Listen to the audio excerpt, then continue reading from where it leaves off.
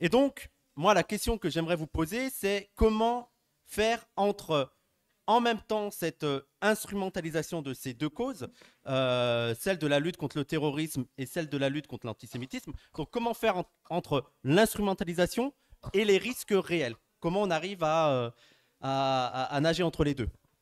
Qui veut se lancer? Simon, je te vois. C'est bon. Merci. Bonsoir à tous. Voilà. Effectivement, en fait, on a vraiment assisté à un cas d'école d'affirmation autoritaire de l'État à partir de ce qui s'est passé au 7 octobre. Pourquoi? Qu'est-ce qu'on a vu? On a commencé par voir l'installation tout de suite d'une politique de la tension qui s'est traduite par tout d'abord les interdictions de toute manifestation, expression de solidarité et de compassion avec le peuple palestinien, tout en apportant un soutien inconditionnel du gouvernement français à la politique israélienne et au massacre qu'on voit encore jusqu'à maintenant à Gaza, et un refus complet en fait de tout débat public. Donc en fait, quand vous rétrécissez à ce point-là l'espace du débat public et que vous polarisez à ce point la situation, vous mettez en fait de la tension et vous participez à tendre en fait les rapports sociaux. Et cette tension qui augmente, elle est nourrie déjà par les massacres et la violence qui se déploie à Gaza aujourd'hui. Et elle a pour conséquence directe une hausse des actes d'antisémitisme, d'une part, mais aussi une hausse de la parole, une libération de la parole islamophobe et raciste. Et cette politique de l'attention, elle est aussi passée par l'organisation d'une sortie du politique, j'emploie cette expression à l'ordon. C'est tout le débat qu'il y a eu autour effectivement de la notion de terrorisme et cette imposition d'une grille de lecture à partir on a voulu en fait faire passer ce conflit pour une guerre, une lutte contre le terrorisme, et en faisant ça, de projeter ce conflit en Palestine dans ce qu'on connaît en Occident depuis les attentats du 11 septembre comme étant une guerre du bien contre le mal, l'axe du bien contre l'axe du mal. Donc une évacuation en fait complète de toute la dimension politique de ce conflit et une évacuation complète de toute l'historicité, de toute l'histoire de ce conflit-là.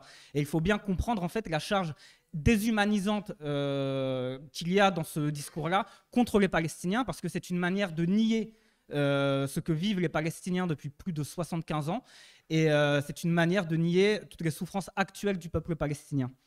Et troisième élément de cette réaffirmation autoritaire de l'État, c'est le fait que c'est ce que j'appelle moi un hold-up moral, c'est-à-dire le fait de légitimer cette politique-là, comme ils ont légitimé la politique israélienne à partir d'une défense des valeurs démocratiques, des valeurs du progrès d'une part, et c'est ce que tu dis Wissam, à partir d'un détournement de la lutte contre l'antisémitisme. C'est-à-dire que toute cette politique-là, antidémocratique, d'affaissement des libertés politiques, d'interdiction et de criminalisation du mouvement de solidarité avec la Palestine, il s'est fait au nom de la lutte contre l'antisémitisme, il s'est fait au nom de la protection des Juifs.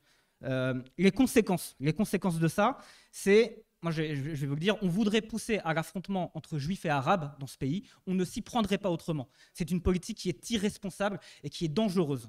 On a une augmentation, un renforcement inimaginable de l'islamophobie. On voit que les populations arabo-musulmanes à travers la Palestine sont une nouvelle fois construites en tant qu'ennemis de l'intérieur, en tant que classe dangereuse, en tant que population anti-républicaine, gagnée au terrorisme, etc. On a en même temps une augmentation des actes antisémites, et il faudra après peut-être dans la discussion qu'on revienne sur cette augmentation-là, et derrière sur les enjeux très cruciaux en fait de définition de l'antisémitisme et de définition de son étendue réelle. Pourquoi? Parce qu'on a associé du coup les Juifs à cette politique-là, autant la politique israélienne que la politique du coup du gouvernement qui se fait soi-disant au nom de la protection des Juifs. Et on a du coup un renforcement de ce tournant autoritaire, c'est-à-dire on s'en est pris à des organisations de gauche, on s'en est pris à des syndicats, on s'en est pris à des militants, il y a eu des poursuites, il y a eu des menaces de dissolution. Et en fait, on constate bien que ce que fait le gouvernement actuellement, en s'appuyant sur ce qui se passe au Proche-Orient, c'est de continuer, de poursuivre, de renforcer ce qu'il fait en fait depuis des années, c'est-à-dire criminaliser le mouvement social, distiller un discours raciste, de stigmatisation des populations arabo-musulmanes comme étant l'ennemi de l'intérieur, et de renforcer tous les outils judiciaires et sécuritaires qui lui permettent en fait d'aller plus en avant dans ce tournant sécuritaire.